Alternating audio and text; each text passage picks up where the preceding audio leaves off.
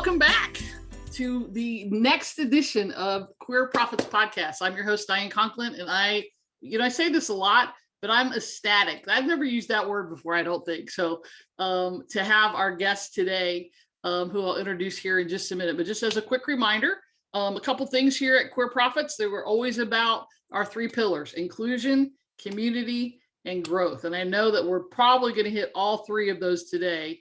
As I'm just thrilled to be talking to Matt Skallerud, who I've known, I don't even know, 5, 6, 8 years, something like that. We've met many years ago. I've spoken a couple times for Matt, and I'm not going to steal his thunder. As always, I'm going to let him introduce himself, but I'm excited to have this conversation today. So Matt, welcome. Thanks for your time, and tell the folks who you are and a little bit about yourself.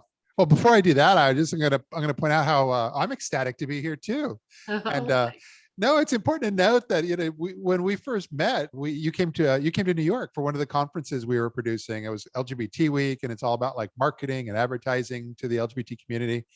And we had a kind of a mix-up happen at the last minute, and we're sitting there going, "Oh, what are we going to do? We got all these people coming in, and the speaker couldn't make it."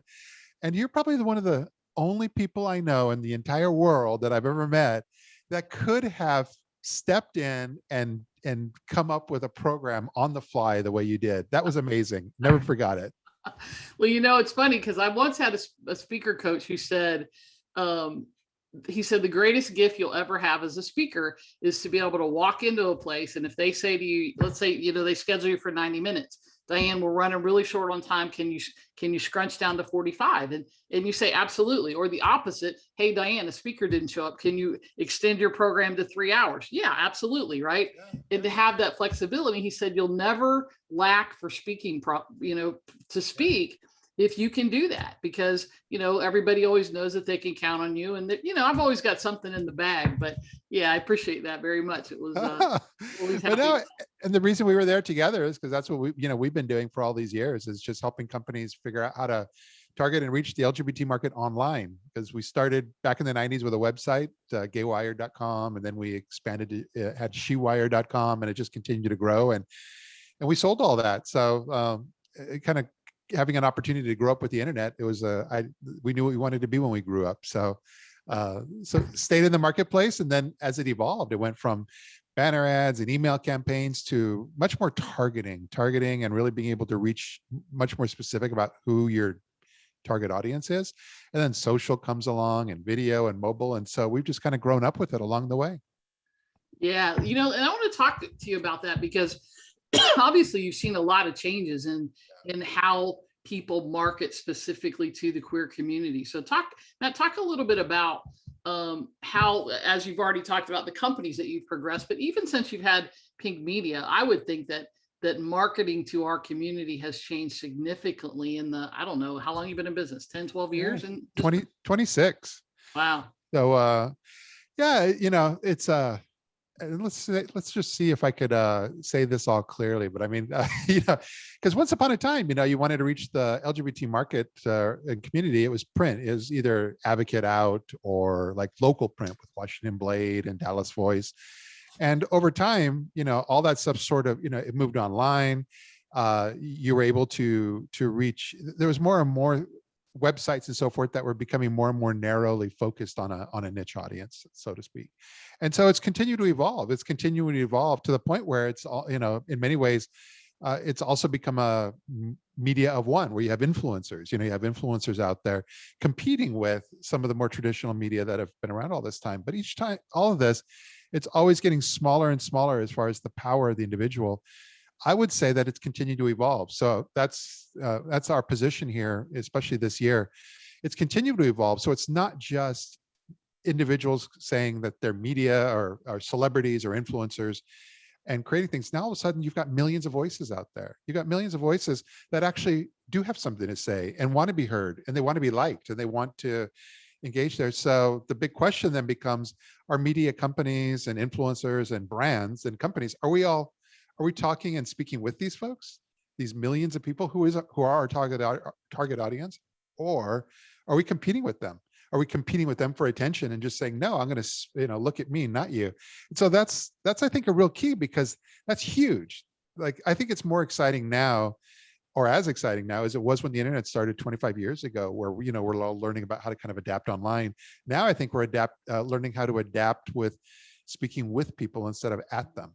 And so that's everything we do now, is trying to come up with strategies and navigate this user generated content, these people, but just navigating all these voices out there.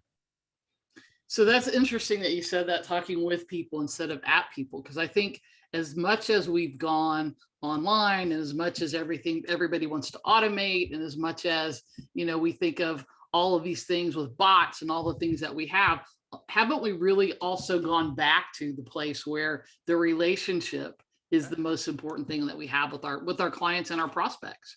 I think I think someday in the future, and I don't know if I'm right or not, like when I say all this is how our business, some of it you just sort of see happening, but it's how we process it, how we analyze it. I'm not exactly sure. But, when we look back, people I think are going to look back on all this and say, did, the Mad Men era, where it was all about, the 60s and mass advertising, we all grew up with that being normal. And so the question then becomes, was that like abnormal? Was that really strange? In the sense that, because they were going from, now let's sell Bisquick. So let's put, or let's put the Betty Crocker lady out there, and she represents all housewives in America. And then diversity started to kick in and niche things with cable and more narrow magazines. All of a sudden they'd have like a Latina Betty Crocker or a Black Betty Crocker. But every one of those things were all kind of like this, for lack of a better word, it's fake, because you're just putting up someone that's supposed to represent all these people. And when you fast forward to where we're at today, where maybe the way we're engaged with people and the relationships, and the fact that you don't have to worry about putting somebody up there that represents a community, because the community is representing themselves. So then, can you harness that? Can you become a part of it? Because you're not going to control it. The question then becomes, if all these people are posting about whatever subject, can you just be a part of all that? Which means users and user generated content may be, I was going to say become, or it may already be the dominant form of media that's out there. We just got to figure out how to be a part of it. That's an interesting concept. So talk a little bit about, because this is what you do. So this is interesting to me, because, although marketing and all these things are similar for both of us, you have such a different avenue and a different spin and a different angle that you really work in. So talk a little bit about that, that piece of working with it and becoming it, as opposed to trying to, I'm going to use a word that you didn't say, but instead of trying to manipulate it, how do you become it and have, and again, influence in it, in a way, from a business perspective, in a way that seems natural and not that you're just another voice? Yeah. I think a lot of it is just treating the environment and the social media environment as if there's another person on the other side. It's human. So the more human you treat it, if you went to a party, or you went to a networking event, you jumped up on the table and screamed, "Hey, everybody, stop what you're doing right now. Look at me. I'm the most important thing you could be looking at this moment in time." What would you do? Everybody would look up and go, "Oh my God, that person's crazy. Kick him out of here." But that's what people do every day on social media. And so I actually think that we've learned a lot of the best practices through Facebook more than anything else, because on Facebook, it's your friends, your family. It's more that two-way street. You're engaged with people that have accepted you in. So you're engaged. They're engaged with you. You're engaged with them. It's a two-way relationship. It's collaborating, and but it's limited. You can really only have 5,000 people maximum, which is a lot, but not when you're not conducting business. But all the other stuff, the business pages and even Instagram profiles, they're really more designed to be more one-way street, where a business page can have 100,000 followers, but you're only expecting people to look at you, and that's kind of outside the norm of the human experience. And so that's why Instagram is funny, because everybody loves Instagram. It's it's the most popular, but you can only follow 7,500 people. So that means that if you're going to have like a two-way relationship, 7,500 is the max. So to succeed, you've got to have more. You've got to have 100,000 followers. How do you do that? So you got to really come up with these gimmicks to be much more interesting than so that more people follow you than you have to follow. So you see where all that's going, where it's the more human it is, the more collaborative and engaged, the stronger. And that's why we use Twitter more than anything else, because Twitter's the only one where you can have 1 million people following you can have 1 million following back. And I'm not popular enough to have 1 million people following me. So set that aside. But the idea is you can, and things are scalable, and that's how you could potentially more viral. And through Twitter, you can reach friends of friends and more like-minded people. So basically, you can be much more aware of things that you're not necessarily following. You can like it, share it, engage with it. Yeah, there's a call to action, so there could be a link. So it has all the necessary components in order to be able to allow us to be able to communicate with each other in a more human environment. And I think that's why the country's been run, sadly, for 4 years on Twitter. And so, just for better or for worse. Right. And hopefully that's over for forever. I guess the jury's still out on that, isn't it? Yep. Oh, goodness. So Matt, talk a little bit about, first of all, I love this piece of the whole interaction thing, because I think so many people thought when social media came about and when it started to get more popular, I think so many people thought that, you could now become the 300-pound person selling weight loss stuff, right? Like we had on the internet in the very beginning. And yet I think what it's really done is the opposite. It's made us more aware of the relationship piece. It's made us more aware of, getting to know people and having that interaction and that back and forth, right? And I think that's one of the reasons that podcasting has become what it's become, is because we can have this interaction and people do feel a part of what's happening on the screen, and they can interact and those kinds of things. Yeah. How do you build that? Do you have, you talked a minute ago about, some of the tricks and things like that, but how do you build that relationship piece so that you have that, what I'll call connected community? Well, you show up every day. It doesn't mean you have to. People will ask, how often do I post and all that. And you don't have to post every day. If you don't have anything to say, don't say it. Don't come up with something, and maybe even don't even try to come up with some sort of plan on what you're going to say 30 days from now, because it's so business-like, which is great, right? We're all trying to run our business, but it's not very human. It's like you don't know what you're going to say 30 days from now. So just the more you start, you just show up, you watch what others are saying, you can comment, you can like, you can share their stuff. And it's, it doesn't have to be a lot of time. It could be 10, 15 minutes a day, spending, Facebook, LinkedIn, Twitter, kind of going through, seeing what's up in your industry, seeing what people are up to. And then, of course, being able to figure out when you want to interject your own posts and information and stuff that's going to benefit you, or even on a personal level, or in this case, we're really focused on your business. So then you're interjecting your business things, whether it's video, photos, and so forth along the way, but you're not necessarily making it a requirement. And the more you pay attention to others when you post, the more they're going to pay attention to you, because it's just this natural human experience. And I think that's something that people forget, right? Is that we want to go post and we want people to comment on ours, and we want them to like, and we want them to share. But we forget that in order to have that happen, we've got to go interact with them. We've got to go to their posts. We've got to comment on their stuff. We've got to do that piece. And I think sometimes we forget that there is that two-way street of, it's not all about, well, why isn't anybody commenting on my stuff? Well, what are you commenting on?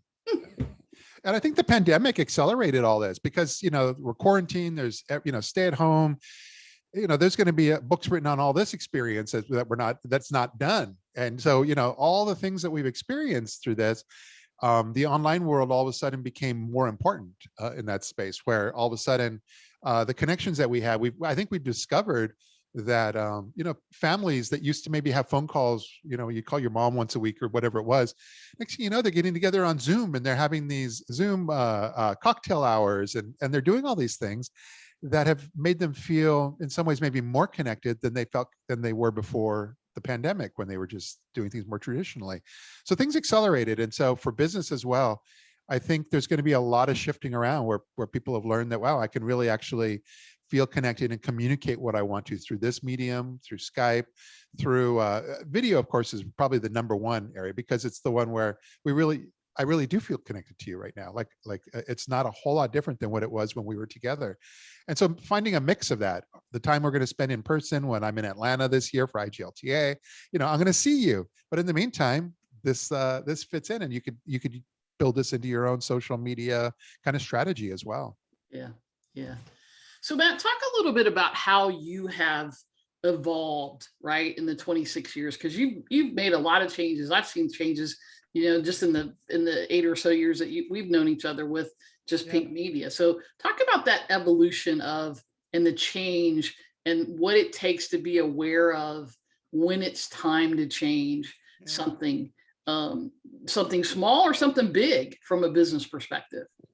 Well, that's why I also say that I think in today's world, it's as exciting now as it was then, because this whole idea of communicating, first the internet came along and we were connected. Like, wow, all of a sudden I can find things that I never found before. Then Google kind of comes along and says, don't worry about it. Don't bookmark it. We'll just ask us what you're looking for and we'll give it to you. So there's been this evolution of going from being connected to communicating, where all of a sudden you can actually share info. But I would just say that now it's as exciting now as it was then, because now we're collaborating and doing things with each other and actually getting to know other people in a way. And so we've just tried to adapt along the way. So that's more what I would say the big picture of 26 years. But in the details, it's just that we've tried to pay attention to kind of what's going on, be a part of it, not just be a voyeur or a bystander, but we're a part of it. But we try not to always get too excited about the next new shiny thing though either. So even in today's world, it's very valid to come up with a marketing plan with TikTok and Snapchat and Pinterest and all these things. We don't do that a lot unless we were actually working with somebody, if a client wanted that, and we were working with somebody that was really, really good at speaking TikTok language, because I'd be terrible at it. Our team would be terrible at it because we just don't get it. And so we try to stay focused on where kind of the majority of the eyeballs are at. And so whether it's Facebook, LinkedIn, Twitter, and Instagram, those four, and the targeting and the opportunities that are available to us to be able to reach a specific audience they're the best they've ever been. Like there's never been a time when, and that's why Facebook and Google are the dominant advertising platforms now, Google being with more text ads. But because they're just so good at being able to take your dollar and making sure it's really reaching the person you want it to. And so that's kind of where we've evolved to where we're at today. And I think it's going to keep going that way. Yeah, that specificity thing, right? Be where the people are that are looking for you, and vice versa. Probably more important today because there is so much more noise, and so many more people in the marketplace than it's ever been, is to have that specific message, to know who your target is, and then to be where they are, right? The marketing triangle is what I call it: message, market, media. You get those three things right, you're going to do okay. So man, let's talk about specifically, I love the fact that, we talked about your background before we went. I love the fact that, you still use the gay word, and I love that. And I wish it were still that simple, right? And so when I came up with Queer Prophets, originally it was LGBT, and I had actually a straight friend who I'm going to interview, I think, on the 52 week, on the year anniversary, but who said to me, Diane, seriously, like that's boring and it's a mouthful and blah blah blah. And I'm like, okay, you have a better idea? And he came up with the queer, and I was like, I'm not so sure, right? At first.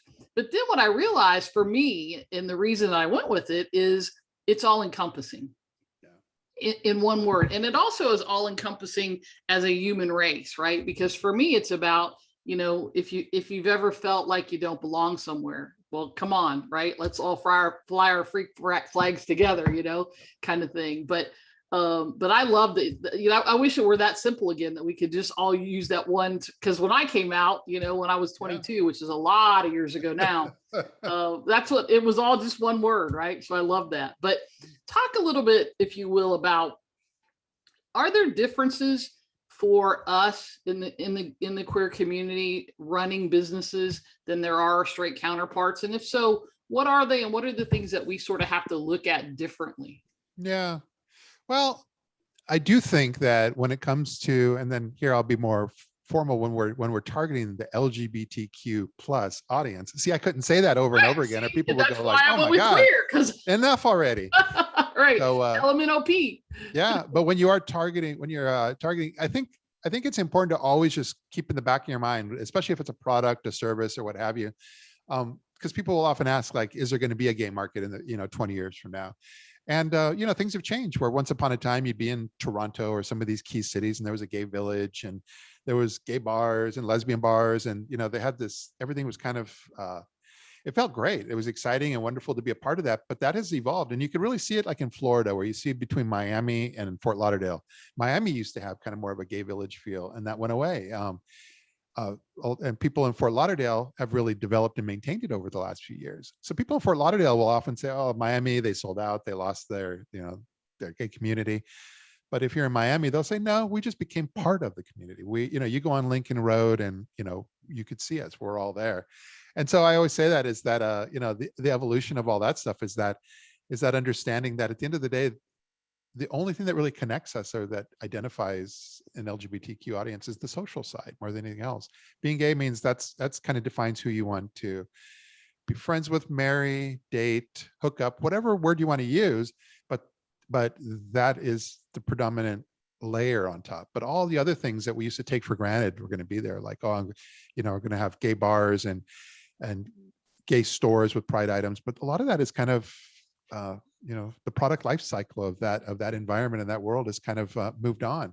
And regardless of some of the toughness in politics where we feel like we're constantly fighting, we have had same-sex marriage since 2013. Transgender rights are being attacked, and yet things you read are that Republicans and Democrats alike are not really for these sort of assaults on our community.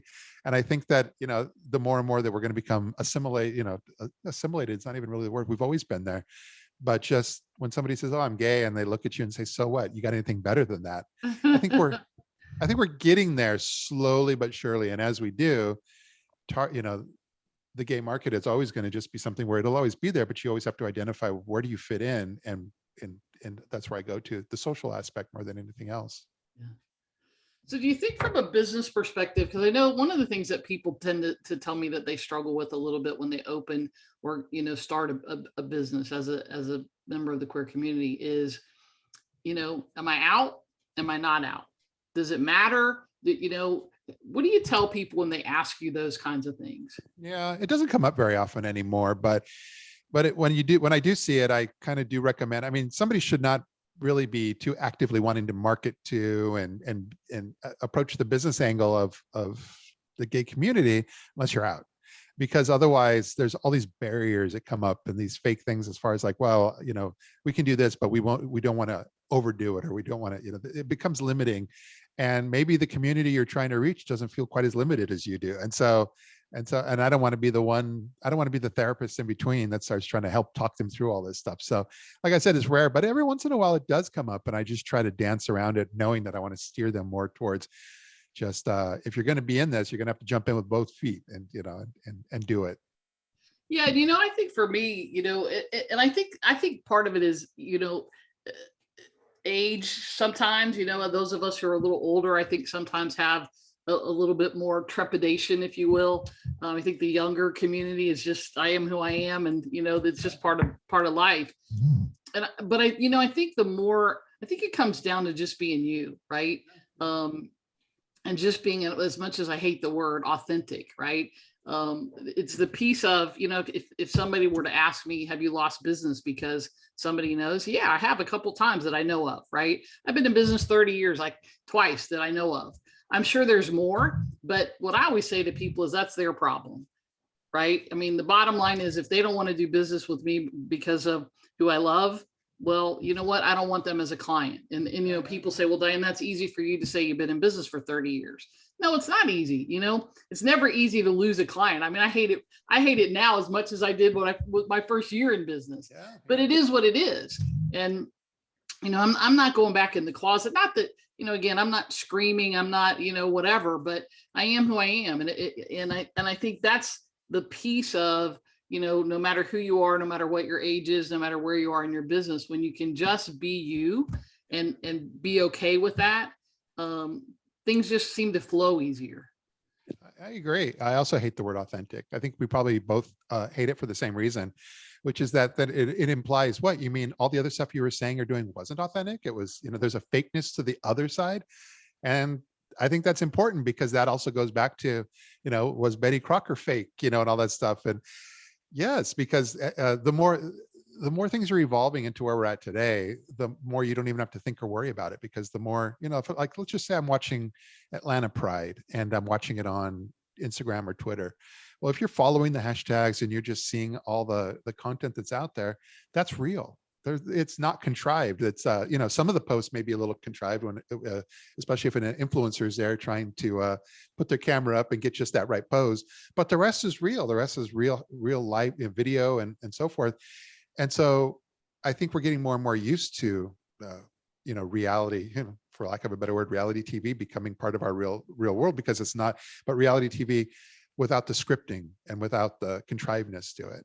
And so I'm thinking of that all the time, that our world is not only becoming more human, but also more real, more authentic. And, it's just, but sadly, there's an inverse side to that, which is that now we have to hear voices that we didn't even think about, or they've always been there, but we just never really had to hear them. We used to call them flyover states. You fly over, you don't have to listen to that stuff. Now we do. I mean, that's really the double-edged sword of everything we talk about, which we don't need to, it's no fun to jump too far into that. But everything is a double-edged sword, where there's the positive and we're all connected and kumbaya, but there's, the full human experience, the good and the bad is all here. And so it's just our job to be able to figure out, like, where do we want to fit in? What do we want to, how do we want to navigate that space? Yeah. And, you reminded me of something I ask a lot of people, and I'd love to get your take on this, is that, one of the things that happens when we go to events or when we go to things in our community is we have this tendency to see, we're very cliquey. Yeah. The gay men are over here, the lesbians are over here, trans people are over here, the Black community. It's that piece. How do we become more inclusive in our own community? How do we eliminate? And I get that that's part of society, right? We're a microcosm. I get that, but I think it's important inside of our community, probably even more so than any other, to be more inclusive and to have this piece of, we want to be accepted, but then we do this like, no, how do we talk a little bit about that and sort of how you see that sort of breaking a little bit? Well, I agree with you. And, but I don't know if I necessarily have an answer to how to break it and so forth, because it's also in this whole, every time I mention human this and human that, sadly, this is part of human nature. Some people actually hate that word tribalism, and I'll leave it to, I don't debate these things. It's just that, but there is that concept that, human beings are kind of wired to be a bit tribal, whether it's family or the circle of friends that we trust and so forth. And so the only answer I could think of that gives hope and makes me feel positive is I'm always reminding myself that younger people who do embrace the word queer, by the way, as opposed to older people that do not, but younger people have evolved from an early stage in their life where diversity was kind of a no-brainer. It's not something they had to be taught is the right thing. It just was. And so that's why you're seeing a lot of young people have a very different outlook on life in terms of how we deal with racial issues, LGBT issues, the whole gamut. They have a different way of looking at it because they kind of grew up with media and television and people and friends, and all this stuff was kind of different than what we had. And so I'm always hopeful that trend will just kind of continue on and break us from some of these cycles of the things that we experience today that are going to continue to haunt us for 20, 30, 40 years. Well, and to your point, I think you're right. I mean, and tribalism, use whatever word you want, but I think part of that is good, right? I mean, you've got that core center of, your group, right? As much as I hate this word, your peeps, right? Your people that you can count on. And look, especially with everything that's going on in the world today, I mean, it's kind of nice to know that there's a place, right? That you have a place that you can go and be supported and just be, let your hair down and be who you are and be accepted. And so I think from that perspective, that piece is nice, whether it's family, whether it's in the community, whether it's, whatever. I think we're all, to me, I think the big thing is that we all have this need for connection. So call it what you want, right? But where is that connection piece? And for some of it's community. For some of it's people who are lucky enough to have it, it's family. Yeah. And I think for a lot of us, because we don't, not everybody, but some of us don't have that connection with family. And I think it builds that stronger connection with, within the community and certainly within the people that are like us inside of there. So, good point. So Matt, let's talk about, you've used this word influencer several times, and it's certainly a sort of a new, term that is becoming more and more popular. So talk about how important or the role of an influencer. First, what you think an influencer is, or your definition of, and then the importance of them from a business perspective. So the business person that's listening, do they need to go out and find an influencer or two or three, or is that something that will come? Does it matter? Is it important in today's business? Yeah. Well, let's see. Let's also hope that I can explain all this clearly and linearly, so to speak. The reason I say that is because influencers have been evolving over the last, let's just say, lack of a better word, 10 years. But essentially, everything's always been a numbers game in media. So, you're going to advertise, you're going to say, I want to buy X number of impressions for my ad to show. How big is your readership? How big is your viewership? Everything is size. And so influencers kind of came along through social media and said, hey, look, I'm pretty huge in my own right, but it's not through these traditional media. In fact, maybe I don't even have a website, but I do have 100,000 Instagram followers, or I do have 100,000 Twitter followers and so forth.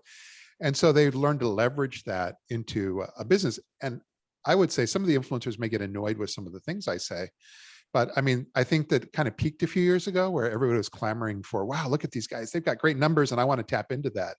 And I think it's evolved, especially during the pandemic, where a lot of the business for them went away, especially travel influencers, because travel stopped. So the question really becomes, where is this going, or where is it now, and continuing in that trend? And I think that, and that's where I always look, sometimes they say, look at micro influencers, or, these things where you don't have to go for 100,000 followers, maybe 10,000 could be more relevant.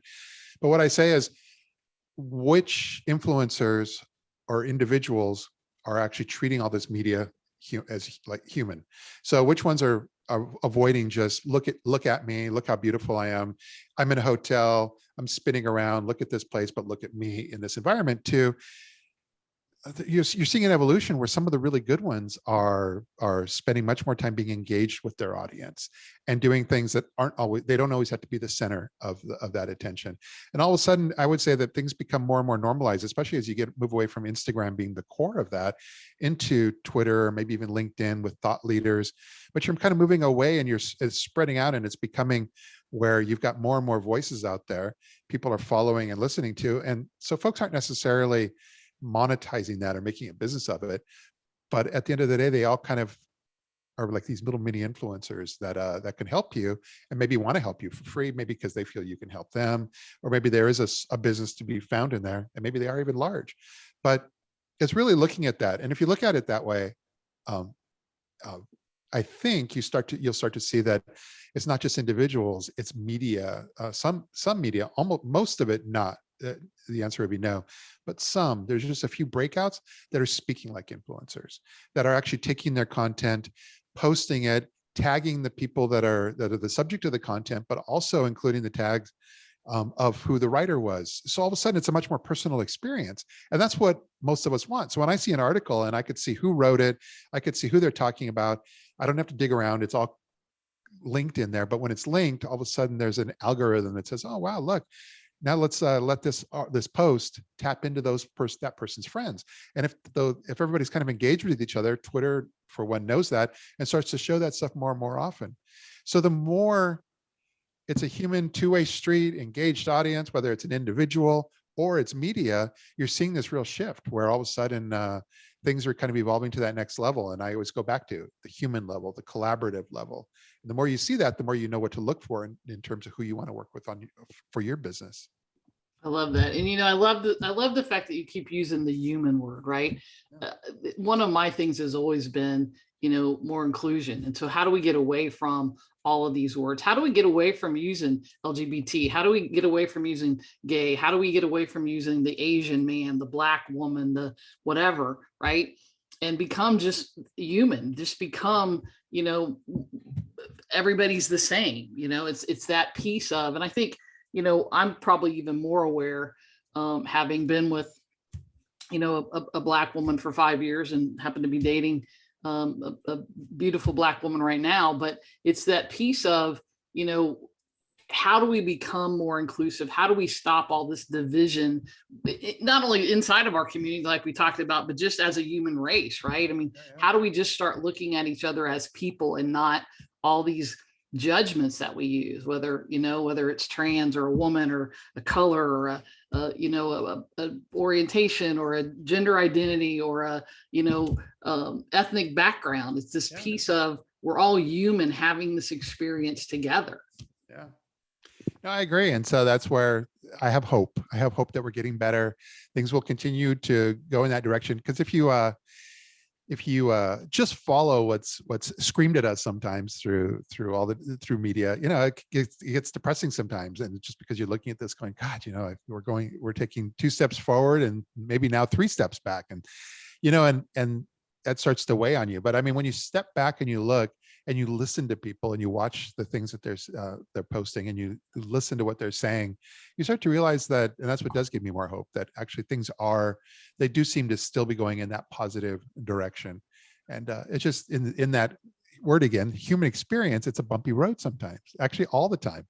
And I think, again, we just have to, maybe we were immune to some of that before in the days of mass media, and you didn't have, 100% of all your things you heard were filtered through a newspaper, through Dan Rather, through Walter Cronkite. You didn't hear from all these people. You heard from those key individuals. And maybe it's a huge adjustment for us to get used to hearing these voices, which is what people used to have to listen to hundreds of years ago when they lived in a smaller community. So, I don't have all the answers for that, but I think of it. That's what I'm always thinking of. And I'm just kind of running with it and going, and it seems to be the right direction. And we look pretty good for being hundreds of years old too, don't we? We're doing well. It's I think the key is try to keep the stress off. The less stress, the younger we'll look. That's right. That's great. So Matt, tell me what either the best business advice that you've ever gotten or the best business advice that you sort of want to give people that are listening. Yeah. That's I hope to always be too esoteric or the best ones are often follow your heart. You always know you're following your heart, or that you're in the right career path if on Sunday night you're watching TV, you're cuddled up on the couch and you're excited for Monday morning. If you're excited for Monday morning, you're in the right direction. If it's dread, if Sunday's a terrible day and the later it gets, the closer you're getting ready for bed, you're like, oh, I do not want to, I don't want this to end. Then I think you got to think about, what am I going to do different? And so, when you're doing things, that's where follow your heart, and somebody could say, oh, that's really easy, but how do you make money at it? And so that's where everybody's got to find the answer that's right for themselves. But in general, you do also have to be willing, especially when you're an entrepreneur, you kind of, and there's more small businesses now than I think I was just reading. There's more small businesses now, even after the pandemic, than there were ever before. And it's like, because the opportunities to try these things are relatively easy for us. And so it's just like, take a little bit of a risk. You can still keep your day job or keep doing 3 part-time jobs and do your own thing. If your dream and your idea seems like you really feel like it's the right thing to do, give it a try. Just don't come up with a lot of excuses and reasons why you can't do it. Because if you do that, you're never going to do anything. So do it, give it a try, push for it, try to, collaborate with people and see who's going to help you along the way. And especially when you're sharing what your dream is and your business on social media, people that are like-minded and people that will be your I lost the word, but they're going to be right by your side and your champions. Those people that are your champions, you may not even know them yet. So get out there, do it. And next thing you know, these people start to kind of filter up, and you've met people that you didn't even know were there that do want to help you succeed. Yeah, and I think sometimes I often say to people, instead of asking the question why, right? Or ask the question why not, right? Why not me? Why not now? Why not start a business? And I think I love the fact that you talk about follow your heart. I often say to people, follow your actions. Yeah. Right? Because many times if you have and I'm going to put this in air quotes, but if you have a passion, right? Sometimes you can't make money with your passion. I mean, if you're a 98-pound man and you want to be a UFC fighter, well, we may need to think about this, right? Yep. But there's probably a way for you to make money doing something related to MMA, a product, a service, a gym, a whatever. And so there's this piece of, what are the things that you like to do? What do that action piece, right? What do your actions say? And then follow that. Many times if you do that, that's where your heart is anyway. But people get so tied up in what's my passion? Well, just go do something. You'll figure it out. We sit around and go, oh my gosh. We spend hours, days, some people months, years. Oh, I still don't know what my passion is. Well, move your feet. It's that. And I think it's also important to have some consistency in it. It doesn't mean you have to keep doing the same boring thing for 30 years if that's not exciting for you. But some people kind of bounce around a lot, or some people kind of come in, they do something, and then they go quiet for a while, and then they come back again, and they always have a great story or reason. Oh yeah. Well, that person did this to me, or this didn't work because of, nobody cares. Nobody cares. You're saying it matters to you. Nobody else it really matters to. So in the meantime, they've kind of lost track of you, and they don't really know, what do you represent? What do you do? They need to see you, and immediately kind of within a few seconds in their processing and looking at you, they have to know what you represent. And so it takes time to be able to do that, but that time you have to be consistent. And for us, it's just trying to, let's just say the gay internet guy. That's just, of course, we want to be a little bit more. It's more nuanced than that. We want to focus on cutting edge technologies and so forth. But we've been consistent in just staying on, talking about the message of online and reaching that market for all those years, so that people kind of know.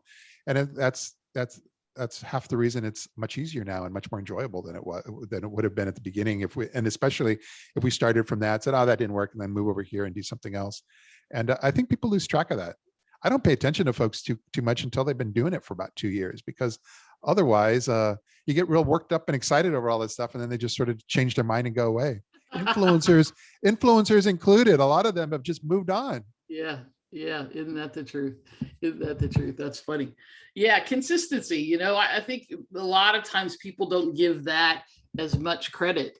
I've been sending out a newsletter on Thursdays at 10 a.m. Eastern time for, I don't even know how long, 20 years maybe. And if it's late, or if I miss a Thursday, inevitably I get messages. Hey, we missed you. Are you okay? And that's the piece of, people are looking for what you're doing, right? You're making an impact. And for me, that's so much of what it's about, right? As a matter of fact, you can't see it, but behind the screen is a pillow. I say this so much that one of my clients made me a pillow of, for me, it's about making a difference while making a living. And I used to say it the other way around, right? Making a living while making a difference. But I think if you do this stuff long enough, the difference piece of it, for me anyway, making the difference sort of is the thing that I lead with, and the rest of it sort of follows. But again, that doesn't happen when you're new to business. You got to go out and do things a little differently. But I love that piece. So Matt, where do you think our community, we've talked about this sort of a little bit in the thing, but this question I always ask, what do you think is the sort of the most important issues coming up for the community? Where do you think we're headed? Yeah. Well, if you look at it globally, if you're looking at, especially when you're on Twitter, you're hearing voices from all over the world, and you realize that in our lifetime, there's going to be a lot of work out there, and because a lot of work to do, because whether it's Poland or Hungary, things are, they've moved forward a bit, and now they're going backwards or in certain areas. And so it's this constant, and I don't want to say struggle or fight, but that's what it is. We've always got to be vigilant and be out there to be able to help support and move things forward, where at the end of the day, everyone's asking for pretty much the same thing. It's just simply, we just want more equality, which is what's at the forefront in the United States right now. The equality of, you don't want to be in the wrong state where if your boss doesn't like you and doesn't like the fact that you might happen to be lesbian, and you've put a picture of your partner on your desk, and they look at that and say, you're out. See, that's not okay. And so we still have to fight that fight. That's it's not there yet. We had same-sex marriage since 2013. The world didn't end, which is, for some folks, it's probably good for them to remind themselves of. In fact, a lot of the things that gays and lesbians marrying each other probably didn't impact their lives whatsoever, but it seemed like the most important thing when they were fighting it. So the more and more that continues to evolve and happen, and if the Equality Act can pass and we can remove some of those barriers to things treating us as if we're second-class citizens, and if we start looking at it around the world, where what can we do to help those causes as well, I think we just got to keep thinking positive, and realizing that our words matter and the things we do matter, and we have to pick and choose where we want to apply those. Which is more important, equality or equity? How would you define the two words? I ask you the question. I know. Yeah. So it's a good question. And I think there's multiple definitions. How would you define? Equality, I always look at it as more direct, more linear, just meaning that it's almost like a fairness word to me. If I'm filing taxes and I'm married with my, now I'm married with my partner, he's now my husband. Equality has allowed us to be able to be on par with all the opportunities that whether it's filing our taxes, being in a hospital, and not having to worry about him not being able to come into the room with me. All that's a long list, a big bucket of things. But equity seems like it's much more. My first thought always goes more towards this glass ceiling concept, or opportunities that go above and beyond just the things that you can put down on paper. The things, equity, I would almost say is how are we perceived and accepted in the community as a whole, with things that are not, that the laws don't really touch. Yeah. Is that yeah, I love that. am I in the right direction? Yeah. No, I wanted to know what you thought. So yeah, and I think sometimes, while we strive for one, would we be happy with the other? Do we have to have, does everything have to be equal if we have equity? And it's an interesting question. I don't know, I don't know what the answers necessarily are, but I loved it, especially with you, because you have such a global view of things. That's why I wanted to ask you that question. So anything else, Matt, that you want to sort of add, or that you want to make sure that people know?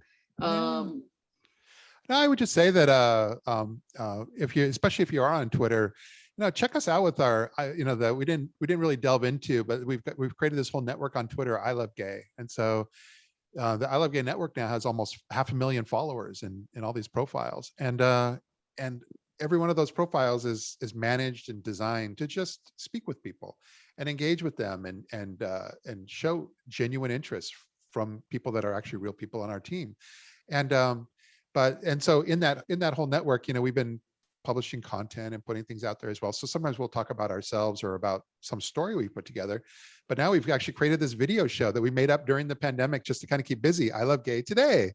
And that thing's taken off. And so it's great because it's the same branding and it's the same theme. But so then when we interview someone like from the Miami Gay and Lesbian Film Festival, or we interviewed recently Norman Corpy, the guy who he came out in 1992 and on The Real World on MTV, and now he's back on TV 30 years later with Real World Homecoming.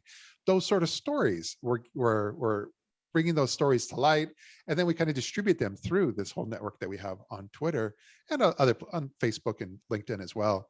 But it's just become a huge thing, and it's continuing to grow. And so now we're actually we've got two guest hosts that we're in the training period for, as far as that we're going to have other people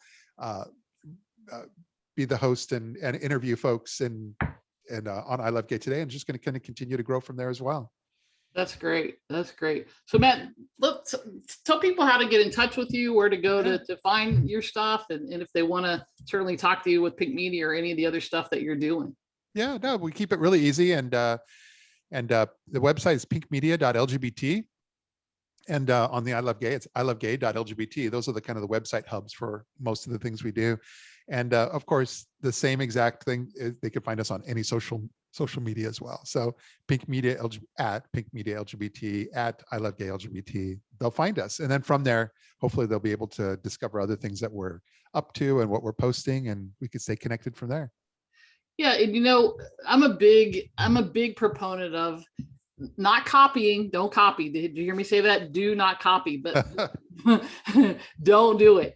But modeling and following, finding people, and certainly, I consider Matt an influencer in the community and in marketing and in media and all of the things that they do. But certainly watching what Matt does and what the company's doing and all the innovative things and the way they change and flex. And when I say change, I'm not talking about necessarily making big changes, although sometimes they do, but these little tweaks and these little shifts, and sort of like the I Love Gay Today thing, right? I mean, that's something that came out of something that they started, and I've been watching. I see it most of the time on LinkedIn, and I've been watching kind of, where that's going and what you guys are doing with that. And it's fun and it's educational, especially if you're somebody who's looking like I am, always to be learning, and looking and seeing, why do they do that? Or why did he say this? And so, why are they having guest speakers, guest hosts now? And so I'm always questioning from that back end perspective, but there's always so much to learn. And you're not going to get a better person, and certainly a better business guy to learn from and to follow and to shadow than Matt and his company. So I'd highly recommend that you definitely go do that. Any last words, Matt? I just, I think it's amazing that, like I said, through all this technology, we're reconnected again in a way that makes me feel that when I see you in Atlanta, it's going to be like no time has passed. I know, I can't wait. I'm so excited. So excited. And by the way, for those of you who are wondering, yes, Matt and I coordinated the same color shirt today to make sure. I'm kidding. We totally didn't. But I looked when you came on. I was like, hey, we're kind of close. It was kind of funny. This was my professional look. And I have a green screen behind me. So it's a perfect way to be able to make that work its best. Well, this is just me. So professional, not professional, whatever. This is just what I decided to put on today. So Matt, thank you so much. This has been amazing. As always, I would recommend you guys go back and listen to this, watch it, depending on which media you're looking at, multiple times, because there really was a lot of little tidbits that Matt left you with and that Matt shared that you may not pick up on the first time, but great stuff as always. I'm excited always to spend time with Matt and certainly to reconnect. I can't wait to see you later in the year here in Atlanta. So as always, guys, remember Queer Profits, you go to queerprofits.com. I've got a free report there for you. You can find us on Facebook and all the different social media avenues. We're there, Queer Profits, as well as Queer Profits Podcast. Where we are always about our 3 pillars. And we certainly hit all of them today, as I knew we would: inclusion, community, and growth. So until next time, make it a great day. Thanks again, Matt.